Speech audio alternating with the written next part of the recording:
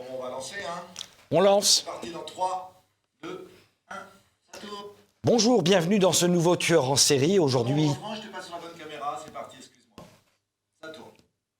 Bonjour, bienvenue dans ce nouveau tueur en série. J'ai aujourd'hui un invité exceptionnel, je devrais dire une invitée. Elle est franco-américaine, elle est actrice, elle a joué dans 55 films ou séries. Elle est belle, on peut le dire, mais pas seulement. Elle est également chroniqueur à Touche pas à mon poste, chroniqueur régulier auprès de Cyril Hanouna. Elle s'est fait connaître en France par The Dark Knight, qui est un film assez connu, un Batman connu. Et puis elle est auprès de... je recommence. C'est vrai que c'est long et c'est pas évident. Hein. Moi, je sais ce que c'est, parce que je fais souvent des... C'est pas facile. C'est bon? J'ai pas entendu... L'invité est allumé, là. J'ai pas entendu ce que tu as dit. Je regarde si le micro de l'invité est allumé. D'accord. 1, 2, 3, oui. 1, 2, 3, 1, 2, 3. Non? C'est pas allumé? Ah, Allumé, là. super. Ouais, il est off. C'est off. Voilà, ouais, c'était off. Ça y est, il est allumé. Super. Beaucoup mieux tout de suite.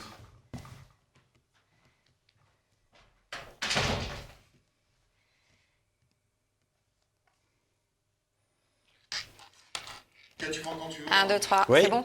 C'est bon? Bonjour, bienvenue dans ce nouveau tueur en série. J'ai aujourd'hui une invitée exceptionnelle. Elle est franco-américaine, actrice, a joué dans 55 films ou séries. Elle est belle, mais pas seulement. Elle est également chroniqueur régulier à TPMP auprès de Cyril Hanouna, où elle est détestée ou adulée pour ses prises de position très tranchées, notamment sur le Covid et la politique sanitaire. Avec elle, bonjour Béatrice Rosen, Bonjour. d'abord, bonjour. Avec elle, nous allons parler de wokisme, de dictature, du politiquement correct, mais également de la vision américaine du monde, et puis des gens qu'elle a connus, des stars qu'elle a connus, et de sa carrière. C'est parti.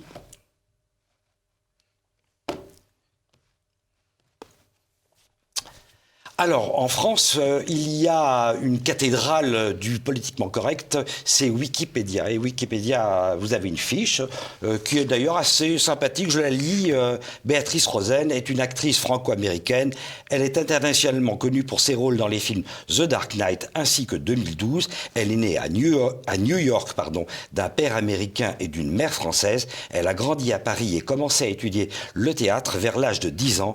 Elle commence sa carrière en France après avoir été sélectionnée en tant que jeune talent de l'ADEMI, je crois que c'est l'ADAMI, c'est ce qui gère, je crois, les sociétés qui gèrent les acteurs, hein, au Festival de Cannes, etc. Il y a beaucoup d'autres choses. On fait allusion également à vos prestations auprès de Cyril Hanouna sur TPMP. Est-ce que vous avez quelque chose à rajouter ou est-ce que c'est finalement quelque chose qui correspond bien à la réalité? Alors, ça fait longtemps que je suis pas allée voir ma fiche Wikipédia. D'ailleurs, je me demande qui remplit ces fiches. Pourquoi, quand, comment, qui sont les remplisseurs de Wikipédia. Vous avez un drôle de regard, hein, vous savez. C'est vrai? Oui. Je ne le savais pas. Si. Et c'est vrai que parfois, sur les fiches, par exemple, j'ai un ami, récemment, je suis allée voir sa fiche et c'était très acerbe et pas forcément vrai, tout ce qui était marqué sur sa Oui, fiche. bien Donc sûr. voilà, c'est assez intéressant et ce serait intéressant de savoir qui est derrière, parce que souvent ce sont des comptes anonymes, j'ai l'impression. C'est ça. Et Pas voilà. tout à fait anonyme, non. Hein. Ce sont des gens qui sont... C'est celui qui crée la page qui a la paternité de la page. Ensuite se crée une structure pyramidale autour de lui, mais c'est quand même le premier qui a initié la page qui, en général, devient un peu celui qui donne le là et le ton de la fiche Wikipédia. Mais vous avez le droit de regard. Mais c'est très intéressant en fait, et c'est vrai que c'est assez révélateur de la société actuelle, c'est-à-dire qu'il y a une ligne éditoriale dans absolument tout. C'est-à-dire que même une façon de présenter les faits qui sont censés être objectifs et juste purement factuels, on sent quand même une patte éditoriale avec un parti pris et ça pose la question de l'objectivité versus la subjectivité. L'objectivité totale n'existe pas, forcément, c'est toujours des personnes qui apportent apportent des informations, mais il faudrait qu'il y ait une certaine neutralité, en tout cas dans des sites comme cela. J'ai l'impression que sur ma fiche, c'est le cas. Il faudrait que je vérifie. Non, voilà, mais en tout cas, ça ne l'est pas de façon générale. Et c'est un petit peu regrettable, donc à améliorer peut-être. Alors, je suis très content de vous recevoir parce que vous êtes franco-américaine, donc vous avez assurément baigné dans les deux cultures. Et vous allez peut-être pouvoir m'expliquer, moi qui suis d'origine européenne, les mystères et puis les incompréhensions que j'ai du monde américain. Je commencerai par Batman et le super-héros américain. Le héros français, actuel en tout cas, hein, dans le cinéma et les séries, c'est un héros plutôt un peu comme Tintin, un peu chétif, de quelqu'un qui, par son courage, va quand même sauver la femme battue et l'enfant battu, et par son intelligence et sa volonté va faire arrêter les malfrats. C'est quand même très loin du super-héros américain qui, lui, vole comme un aigle, qui a un bouclier qui arrête les rayons laser intercosmiques, ou qui grimpe comme une araignée, ou qui peut faire un mur de glace ou un mur de feu. Alors, on peut trouver ça ridicule, mais en fond, c'est quand même pas si éloigné que ça des demi-dieux de l'Antiquité. Vous savez qu'ils étaient moitié homme, moitié dieu, qui était donc la résultante d'un accouplement entre les deux, et qui avaient des pouvoirs surnaturels. Alors, ma question, elle est très simple. Est-ce que les Américains sont des grands enfants, ou est-ce que ce sont les Européens qui ont cessé de rêver ? Alors, c'est une question complexe et peut-être j'y répondrai en plusieurs parties. Déjà, les mentalités sont différentes évidemment en France d'abord, et donc en Europe et aux États-Unis. C'est vrai que les Français ont plus besoin de s'identifier à un monsieur tout le monde, quelqu'un d'ordinaire qui fait des actions extraordinaires. Parce voilà, c'est comme ça, c'est la mentalité française. Alors qu'un Américain qui est beaucoup moins dans la jalousie ou il marche beaucoup plus à la motivation et donc va toujours chercher des modèles qui sont, on va dire, plus extraordinaires que sa personne, et il va admirer et ça va le tirer vers le haut. Ils ont besoin de ça, sans jugement aucun de ma part, dans les deux côtés. Voilà. La deuxième partie de ma réponse, ce sera que ces dernières années, ça a vraiment évolué. On voit aux États-Unis que les gentils, comme Batman, et je pense franchement que ça a commencé avec le Dark Knight dans lequel j'ai joué, de Christopher Nolan, qui a ajouté une part de noirceur, enfin un côté sombre à son personnage de Batman. Et je pense que ça a fait aussi le succès de ce film, c'est-à-dire que c'était vraiment un film, gros spectacle, américain, studio, etc. Et en même temps, ça a rendu le personnage de Batman plus humain. Parce que il n'y a pas d'humain qui n'est pas... tout le monde a des côtés lumineux et des côtés un petit peu plus sombres. On a tous notre part d'ombre. Et donc je pense que ça a contribué au succès de ce personnage et du film, qui a vraiment, à l'époque, cassé tous les records. Enfin, c'est vraiment a été un succès phénoménal. Et plus que son premier Batman, en fait, c'était une trilogie. C'était le deuxième. Il y avait Batman Begins, The Dark Knight, et le dernier, c'était Dark Knight Rises, qui était encore plus sombre. Mais je pense que le juste équilibre était, et peut-être je ne suis pas objective, dans celui dans lequel j'ai joué, parce que vraiment là, l'équilibre était bien trouvé. Et depuis ce film-là, aux États-Unis, j'ai l'impression que ça a lancé une mode, en tout cas une tendance, de rendre les super-héros et les personnages, même chez Disney, moins binaires. Oui. Plus complexe, plus humain. Je vous rassure, dans la mythologie européenne, c'est comme ça. Les dieux sont humains, ils se tapent dessus, ils se jalousent, ils se piquent des femmes. Absolument. Et donc, en ça, les Américains ont évolué, parce qu'avant, c'était vraiment très, très manichéen, très, très binaire, le bon et le méchant. Et donc, ils évoluent. Donc, il y a quand même une interdépendance entre l'influence, je pense, que l'Europe a sur l'Amérique et que l'Amérique a sur l'Europe. Alors, je comprends bien ce que vous dites, mais il y a quand même une chose qui, moi, m'échappe un tout petit peu, c'est que s'il y avait un type avec une cape et puis un masque de chauve-souris qui peut pénétrer comme ça sur les scènes de crime, et puis il a ses habitudes, ses connaissances, il connaît le commissaire, il va se taper la discute avec lui, et puis il parle de l'enquête, etc., il fait avancer l'enquête. dans un film français ou européen, un type avec un masque de chauve-souris et une cape, on l'enferme dans un asile psychiatrique, quoi. Donc, je veux dire par là que j'ai un peu l'impression que on reproche aux Américains une forme de simplisme ou de simplicité. Est-ce que une vision un peu comme l'ayatollah Khomeini, vous savez, disait de l'Amérique le grand Satan, et puis de l'Angleterre, de la France et d'Israël, c'était des petits satans. Donc une vision du monde un peu caricaturée. Alors est-ce que c'est l'efficacité américaine en géopolitique, est-ce que c'est parce qu'ils ont cette volonté et cette simplicité de vision du monde? Et peut-être sommes-nous, nous Européens, englués dans une forme de complexification stérile du monde?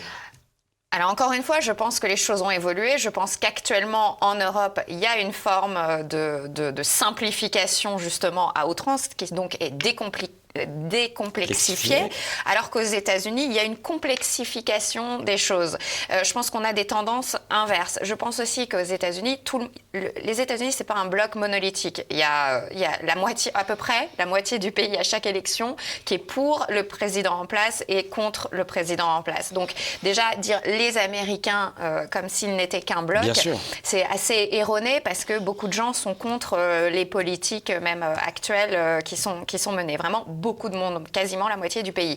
Et en plus, je pense que c'est une façon, évidemment, c'est très politique, l'art est très politique, le cinéma est très politique. Il y a aussi une volonté, parfois inconsciente, mais quand même de maîtriser les populations. Et donc, on l'avait vu au moment de l'intervention en Irak, c'est sûr que quand on est binaire, c'est plus facile d'influencer les gens pour qu'ils soutiennent certaines interventions ou pour qu'ils soutiennent certaines politiques ou certaines décisions. Et effectivement, c'est très efficace. On l'a vu, c'est très efficace. Je pense que justement à cause de ça, le peuple en a eu un petit peu assez, le peuple américain, et donc il y a une complexification ces dernières années des choses. Alors que je trouve qu'en Europe, il y a une simplification. On est en train de tomber dans les travers qu'avaient les États-Unis. On voit sur le traitement de la guerre en Ukraine, on l'a vu sur le Covid, etc.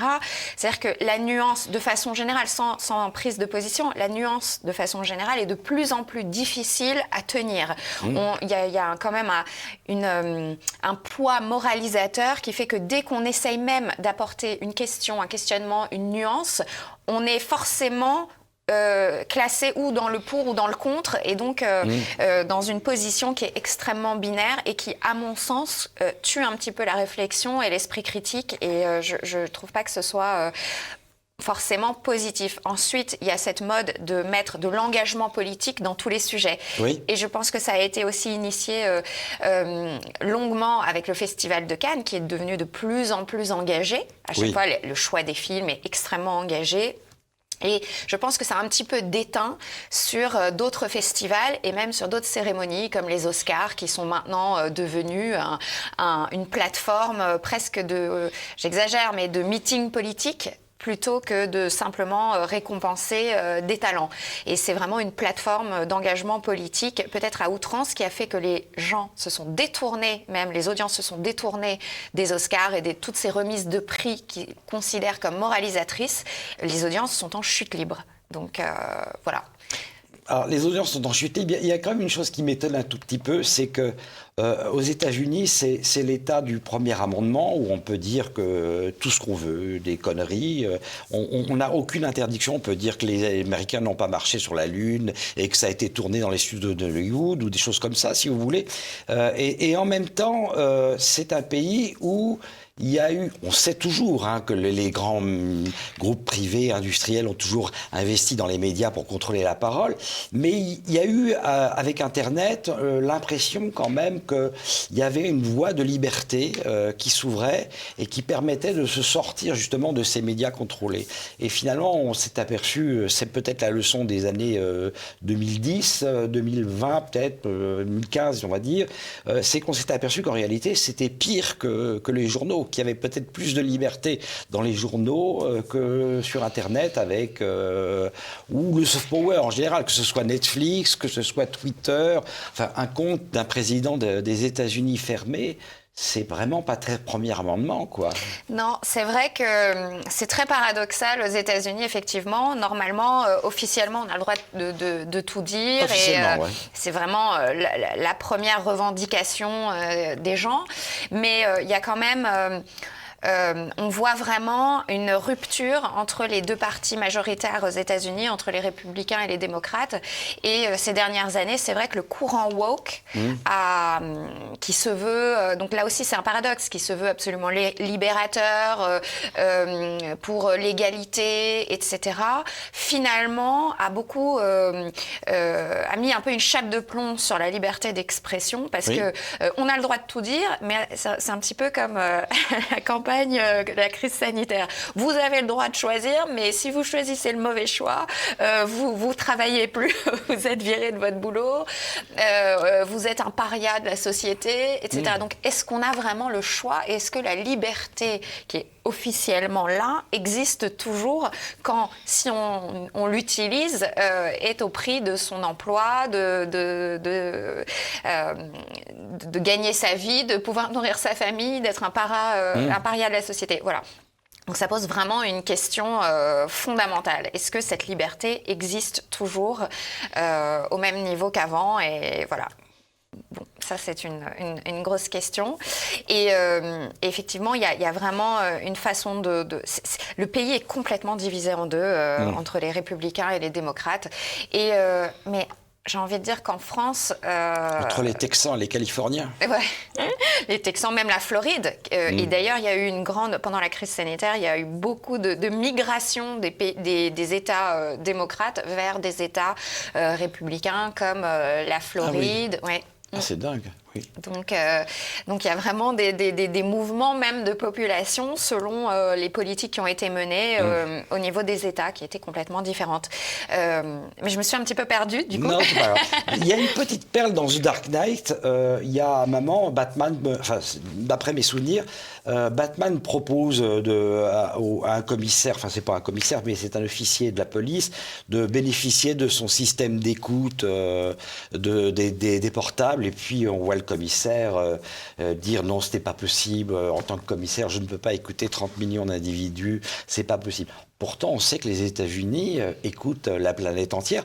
On sait même que Angela Merkel et je crois que c'était Hollande ont été écoutés par l'État américain.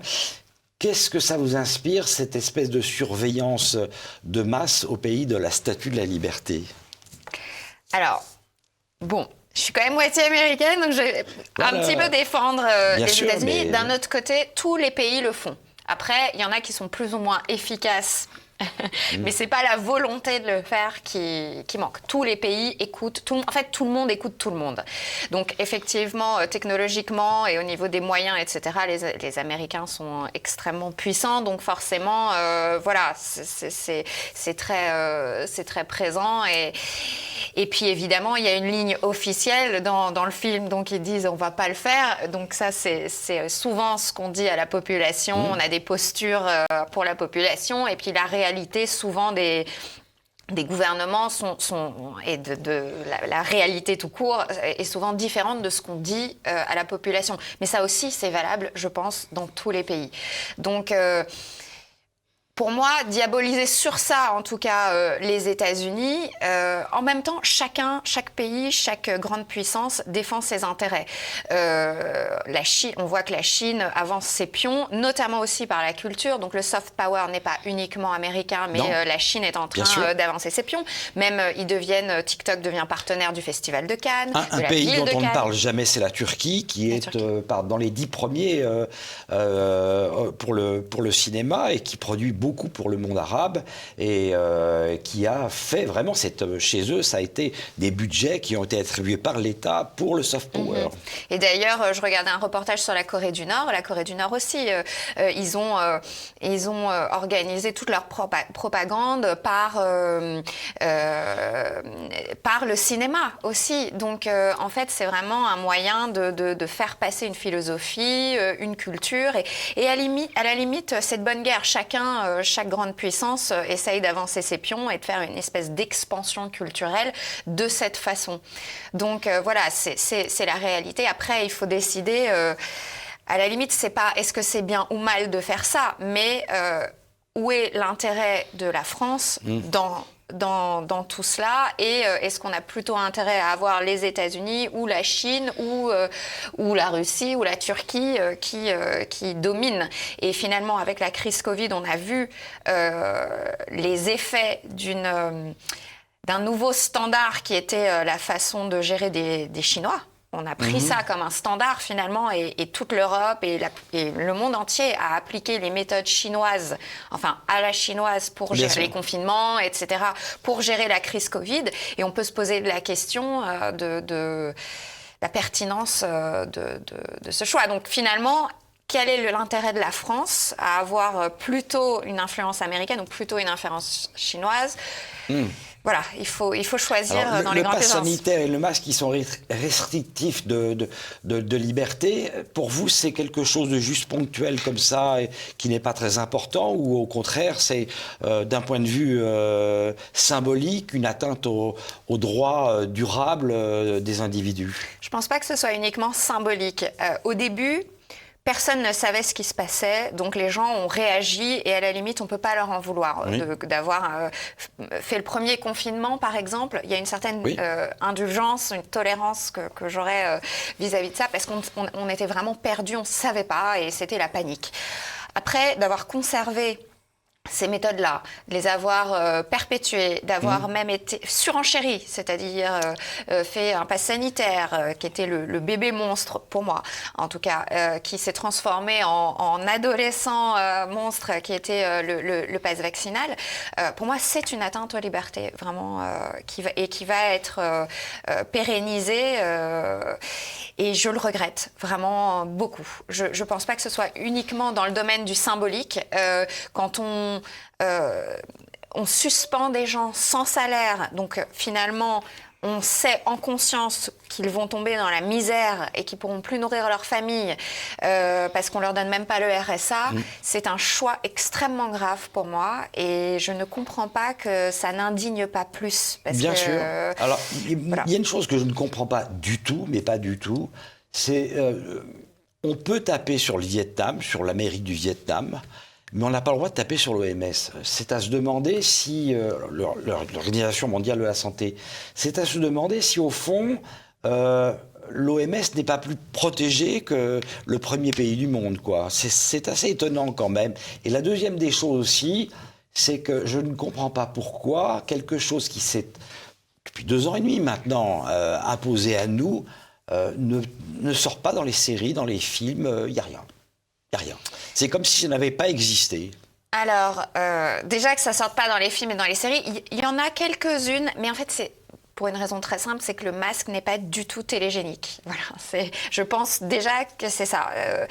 Si on mettait une ligne Covid dans les films et les séries, ce serait compliqué déjà pour reconnaître les différents personnages, les protagonistes. Bien sûr, mais voilà, ce que je voulais dire, c'est que il n'y a pas une seule série qui ait introduit le Covid à l'intérieur sous l'angle de l'oppression, par exemple, des politiques sanitaires. Or, les séries sont toujours là pour dénoncer à grands cris des scandales, des choses, des atteintes aux libertés. Mais alors, par contre, là, sur l'OMS, sur le Covid, sur les politiques sanitaires, c'est le silence absolu. Parce qu'il y a quand même des thèmes qui sont politiquement corrects et qui sont homologués, parce que n'oubliez pas que derrière les films, les séries, il y a des investisseurs. Et donc, tout ça, finalement, c'est financier. Quand vous faites certains documentaires qui vont contre le politiquement correct, vous n'allez pas trouver de financement, par exemple. Ou si vous trouvez un financement, parce que c'est un financement personnel, derrière, vous pouvez très bien vous retrouver grillé pour la suite de votre carrière. Donc, en tant que producteur, en tant que réalisateur, etc. Donc, en fait, c'est vrai que... Et il y a une ligne éditoriale, c'est ce qu'on disait tout à l'heure sur Wikipédia. finalement, et sur les réseaux sociaux, vous parliez de Twitter tout à l'heure, on se rend compte que les gens qui veulent avancer leur pion idéologique, évidemment, investissent. Avant, ils investissaient dans la presse, dans les médias, la télévision. Maintenant, c'est aussi dans Twitter, enfin Facebook, tous les GAFAM. Et donc, cette idéologie-là infuse et poussée. Et regardez pendant la crise sanitaire toutes les censures qu'il y a eu, parce que c'est pas uniquement Trump, c'est tous les gens qui n'allaient pas dans le sens, même à des moments où on n'avait aucune certitude. Donc, ça ne s'appuyait même pas sur une réalité, si vous voulez. C'était vraiment un choix politique, un choix idéologique de censurer toute une partie des voix qui s'exprimaient et qui émettaient des doutes ou qui posaient des questions pour ne laisser place qu'à une espèce de pensée unique qui était justifiée en plus au nom du bien. Mais alors qu'on n'avait même pas encore vraiment toutes les données. Donc c'est très étonnant. Comment pouvait-il savoir que c'était pour le bien puisqu'on n'avait pas encore toutes les données sur la crise. Et le fait donc de ne pas parler de l'OMS, de ne pas taper sur l'OMS, c'est la même chose. C'est le politiquement correct et la ligne officielle qui ne peut pas être remise en question ni questionnée. Alors, il y a eu une génération 68, une génération punk, une génération X, Y, même Z maintenant. Est-ce que vous pensez qu'il va y avoir une génération Covid avec le port du masque, des gens traumatisés par le masque? Vous êtes mère de 2 enfants, je crois. Oui, j'ai 2 petits-enfants, un petit garçon qui est au CP. Ça s'est passé comment, le masque, chez vous? Alors, chez nous, on a essayé de dédramatiser pour nos enfants, pour pas qu'ils le vivent mal, que ce soit une anxiété. C'est vrai que le premier confinement était très difficile parce qu'on habite Paris, dans un appartement, on n'a pas de jardin. Donc, ça a été extrêmement... Surtout qu'on l'a vraiment respecté à la lettre. À l'époque, on ne savait rien et nous, on a été très disciplinés. Ça a été extrêmement difficile et mes enfants en ont encore aujourd'hui des séquelles parce que ils sont anxieux si on reste trop longtemps dans l'appartement, alors qu'avant, ce n'était pas le cas. Donc, je sais que c'est vraiment l'impact du confinement. Ça a créé beaucoup de détresse psychologique. Il y a les suicides d'enfants, d'adolescents ont explosé. La santé mentale, mais de tout le monde, s'est vraiment détériorée avec la crise. Mais c'est pas seulement à cause du Covid en lui-même, c'est aussi à cause de la gestion du Covid. Quand on allume la télé et qu'on voit un décompte de morts chaque jour avec une sorte de croque-mort qui les annonce tous les jours, c'est vraiment...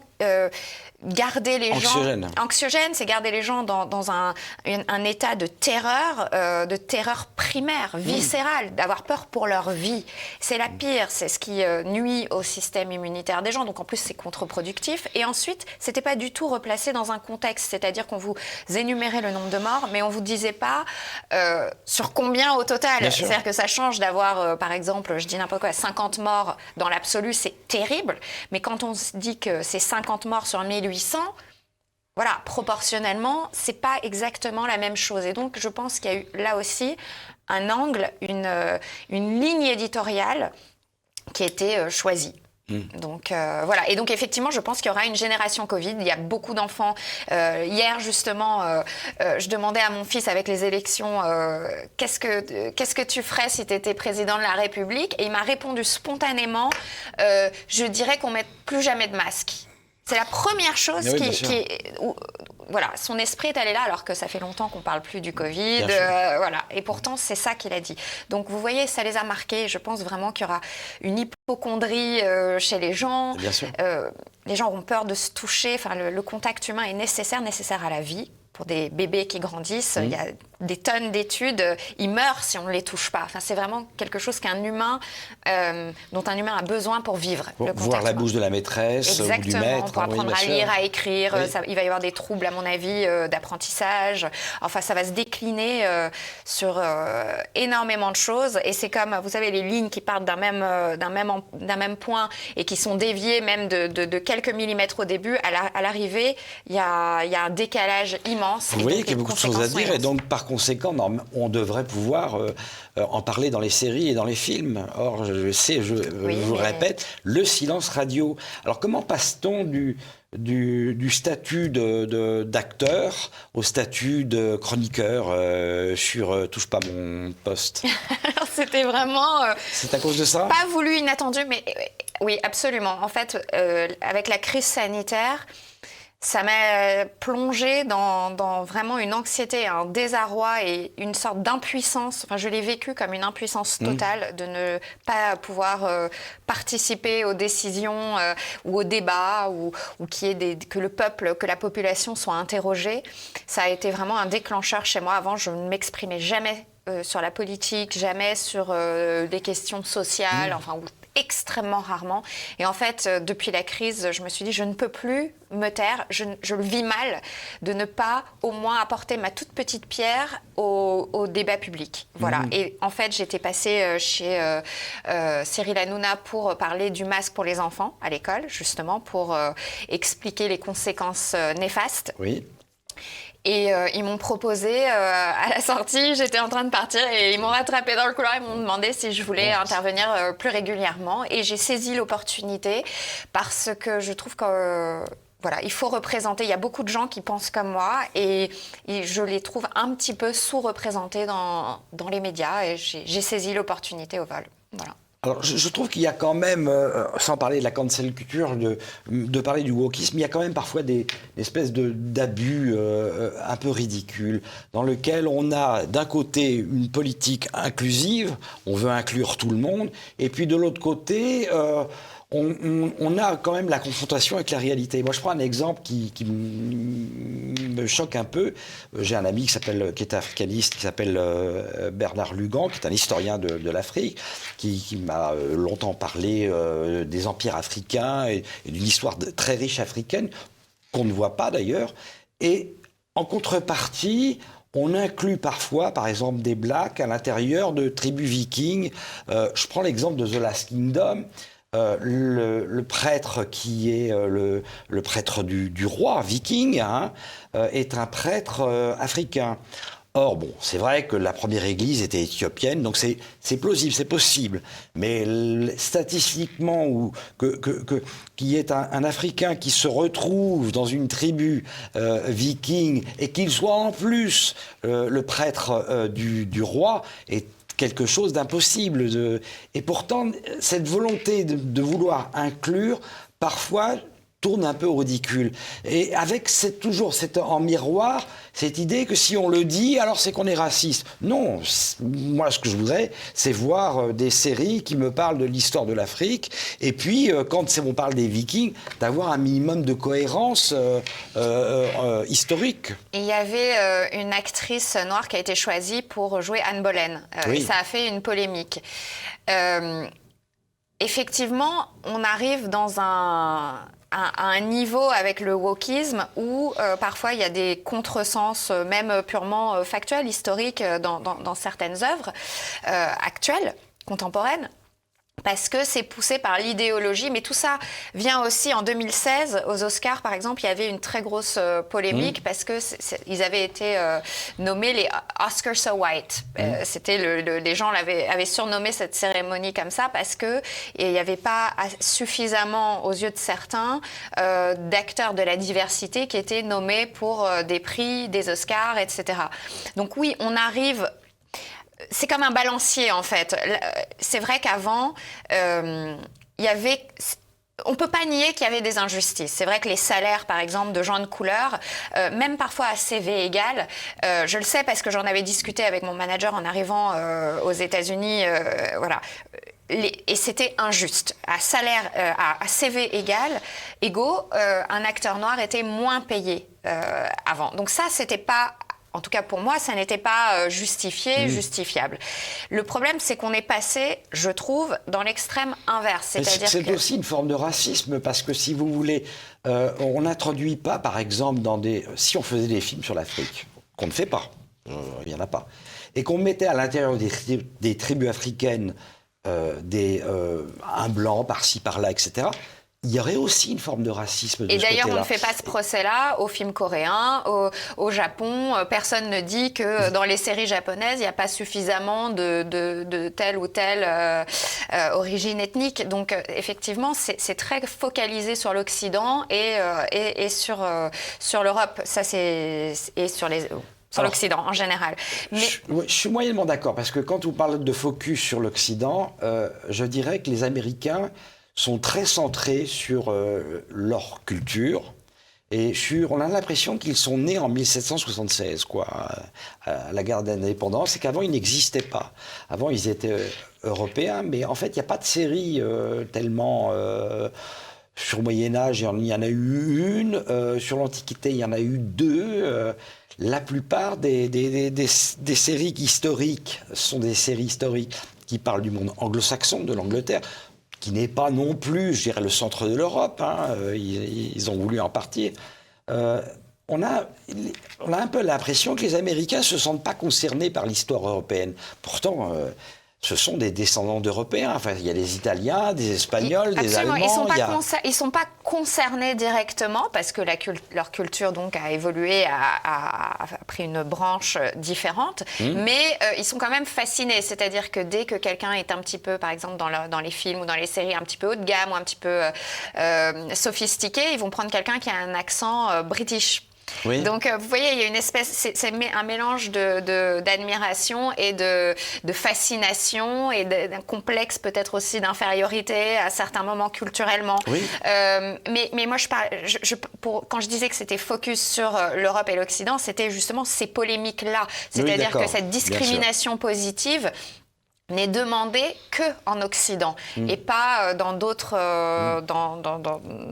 endroits du monde. Et les gens vont vous répondre que c'est parce que l'Occident a été impérialiste et expansionniste, etc. Ce qui est vrai aussi pour d'autres civilisations à différents moments dans l'histoire. Donc, voilà. Et donc, juste pour terminer sur l'histoire des discriminations positives, effectivement, je pense qu'on est arrivé à, comme vous le dites, par moment de l'absurdité et il va falloir à un moment donné retrouver un équilibre entre ce qui est juste et ce qui est factuel et je pense aussi que c'est un petit peu contre-productif bien sûr.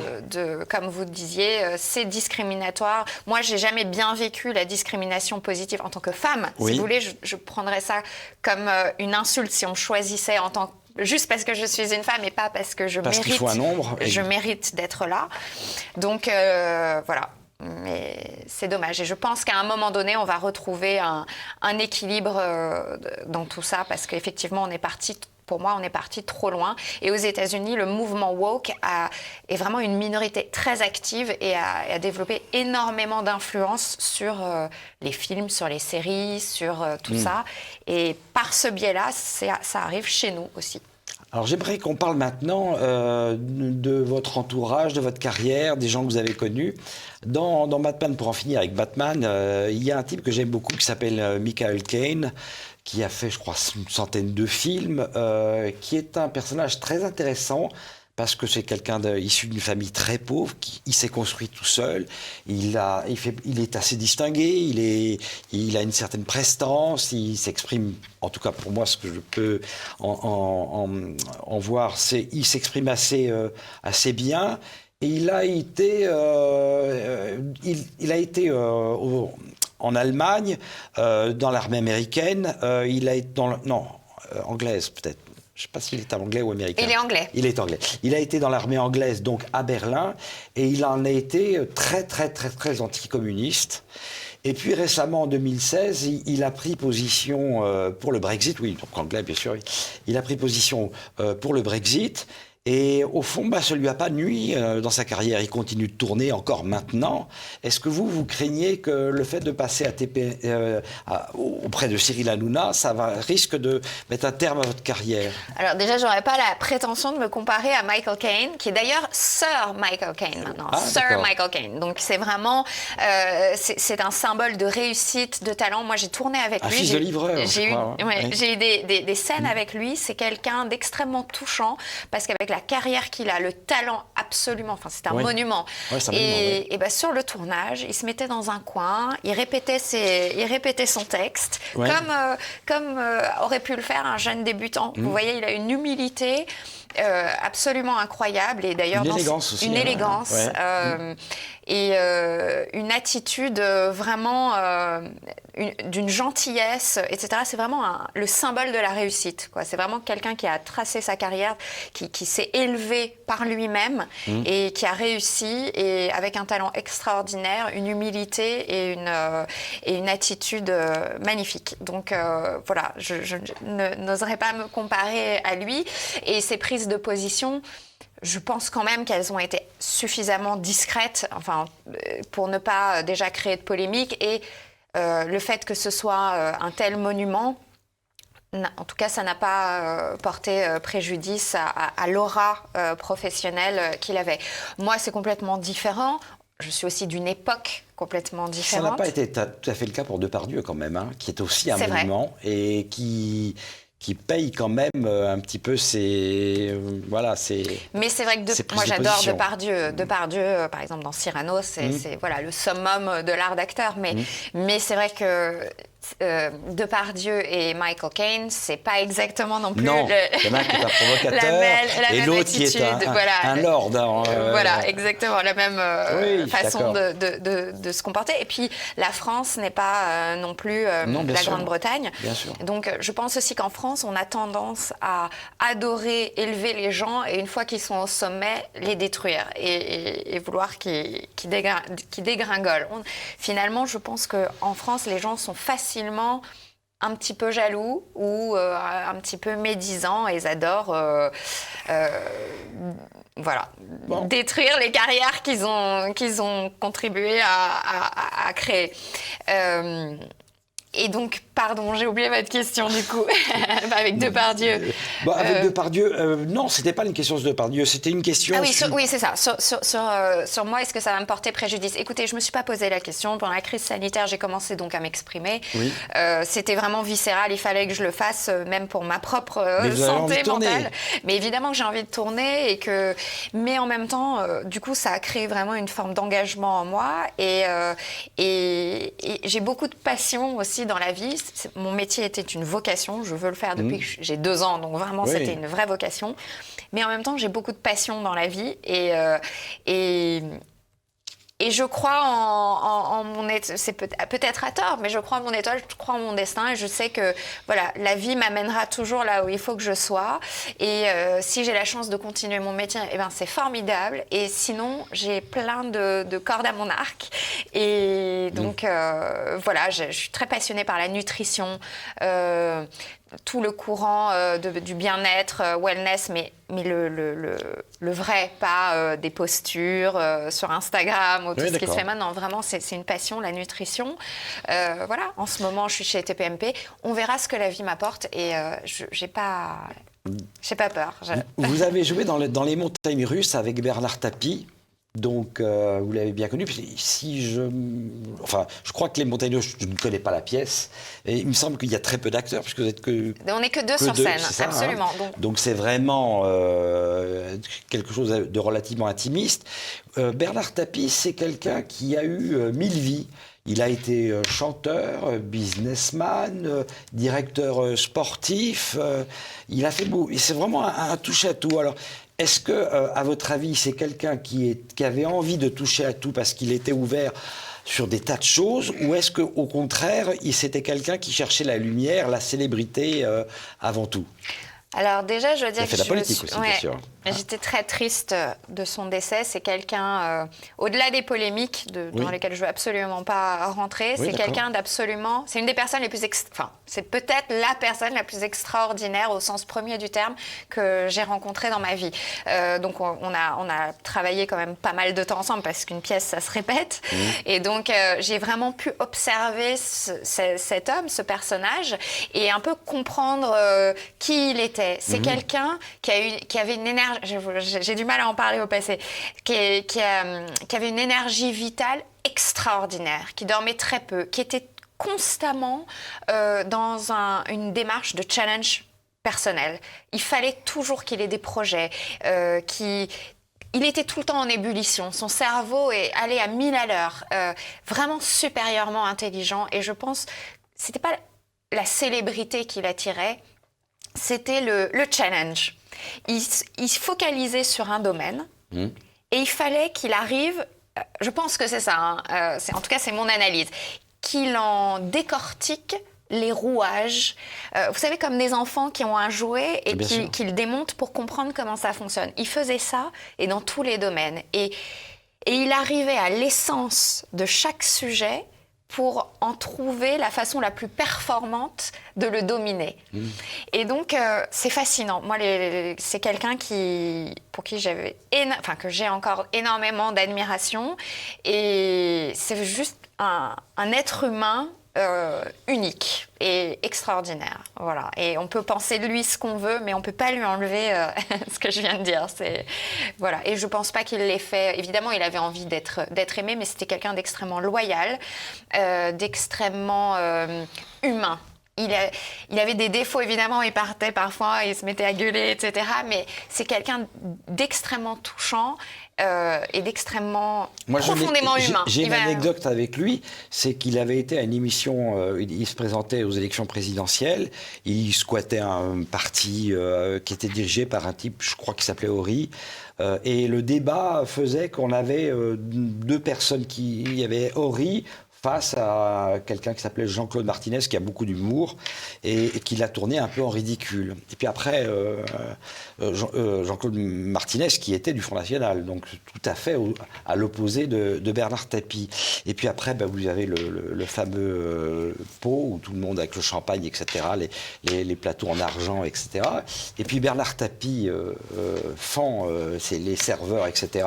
Il arrive et prend par le coltard Horry, pardon, on a mon micro, Horry, et il lui dit: tu as été mauvais, tu as été...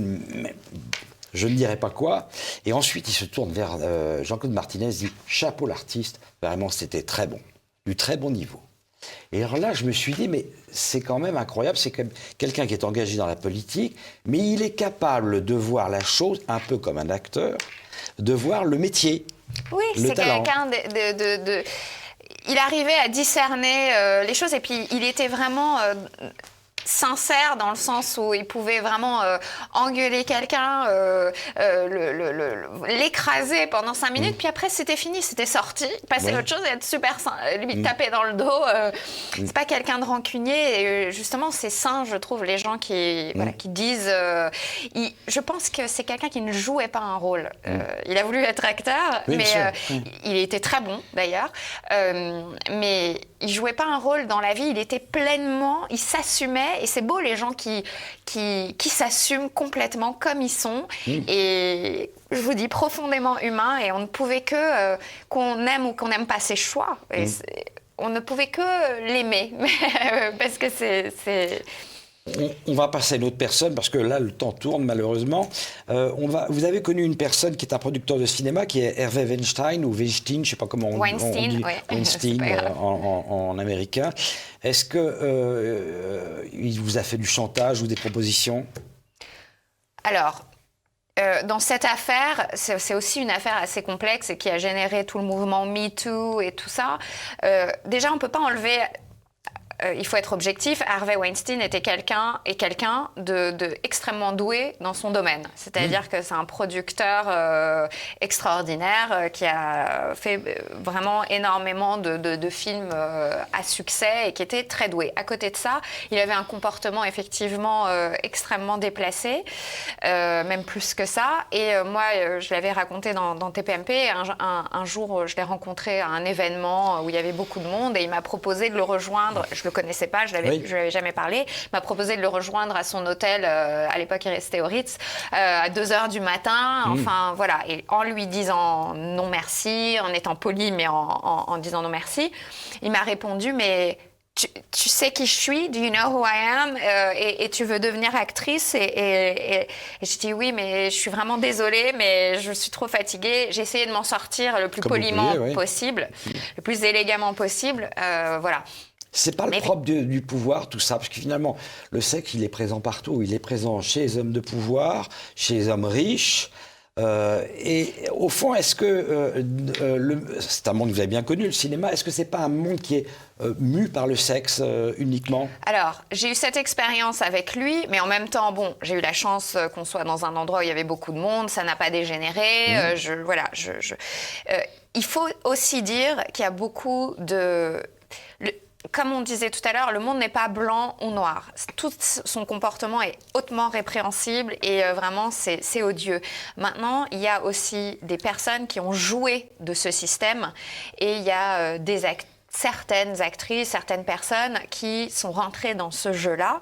Et il avait l'air étonné que je lui dise non, si vous voulez, parce que c'est vrai aussi que beaucoup disent oui. Et donc finalement, ce cercle vicieux et de gens qui perpétuent ce système et qui permettent à ce système de continuer, on fait que, lui-même était étonné que je dise non. Oui, bien sûr. Il comprenait même pas, si vous voulez. Donc ça veut dire qu'il y a des gens qui disent oui, et je sais de sources sûres qu'il y a certaines personnes qui y allaient aussi volontairement en espérant par ce biais-là, améliorer leur carrière. Vous comprenez? Donc Très finalement, bien, oui, c'est bien un sûr. système entier qu'il faut condamner et pas uniquement des personnes, même si, à titre personnel, ce type était vraiment Oui, condamnable. ça me fait penser à un sketch de Blanche Gardin qui est très bon, et où elle parle de Polanski, et c'est un stand-up qu'elle fait un grand festival, et elle dit, oui, il y a les gens qui disent que Polanski, etc., mais il faut quand même dissocier si c'est un très bon homme de cinéma, etc.,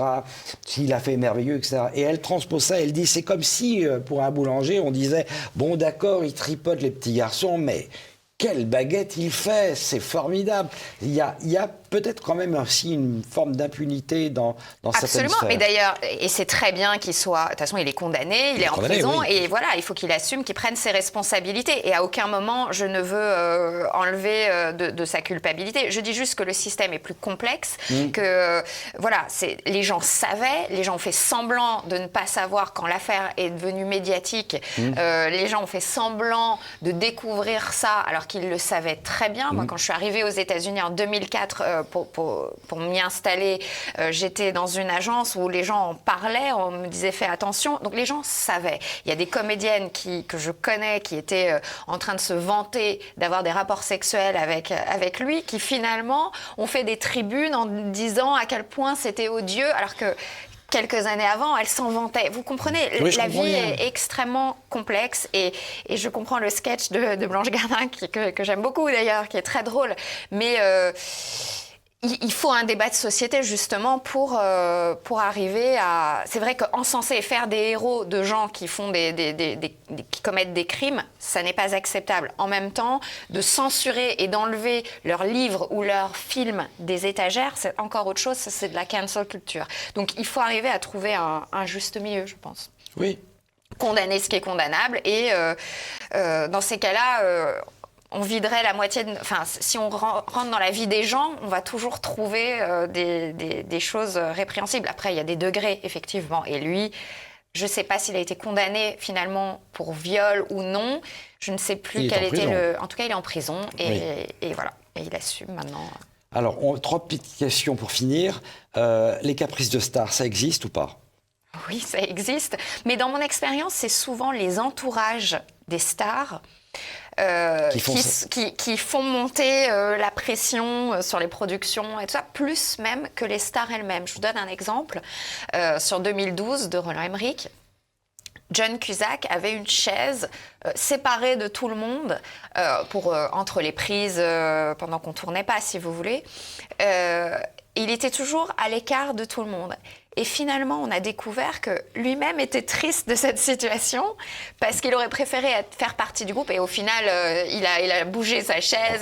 Mais finalement, c'était son entourage qui avait créé ces conditions. Et du coup, on aurait pu se dire, si on n'avait pas creusé un petit peu, que c'était lui qui était snob, alors que pas du tout. Vous comprenez? C'est juste une anecdote, mais souvent, c'est Enfin, l'entourage est plus royaliste que le roi. Voilà. Il y a quand même des gens excentriques. Hein. Vous savez Bien que sûr. Salvatore Dali se faisait livrer le téléphone dans un seau à glace. Il trouvait que c'était un instrument froid.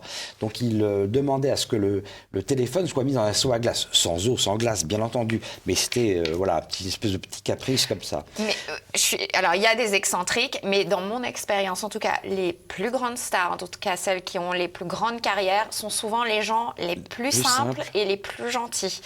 Parfait. C'est mon expérience. Mais Dans quelle série vous avez préféré jouer ou film? alors, il y a les films dont je suis très fière parce qu'ils ont bien marché, puis il y a des plus petits... Oui. Enfin, il y a des choses qui ont moins marché et que j'ai adoré tourner parce que où le rôle était vraiment intéressant, où les rencontres, où j'ai eu des fous rires pendant tout le tournage. Donc, en fait, je vais dire un équilibre entre les deux. 2012, c'était vraiment une équipe formidable et j'y suis restée quand même. Mon tournage à moi a duré 2 mois et demi, ma partie.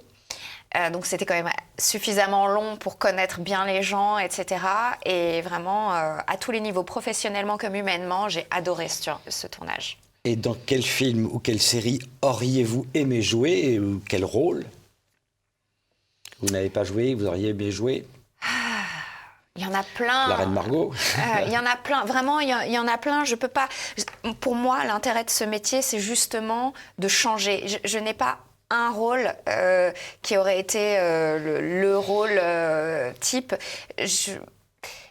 L'intérêt de ce métier, c'est de jouer. J'ai joué des nationalités différentes, dans des budgets différents, dans des genres différents.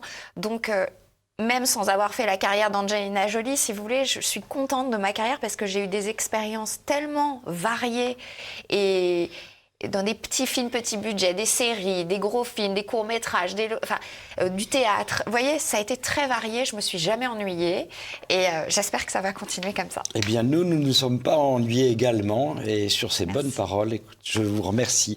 Et vous, je vous dis à bientôt. Tu dors ?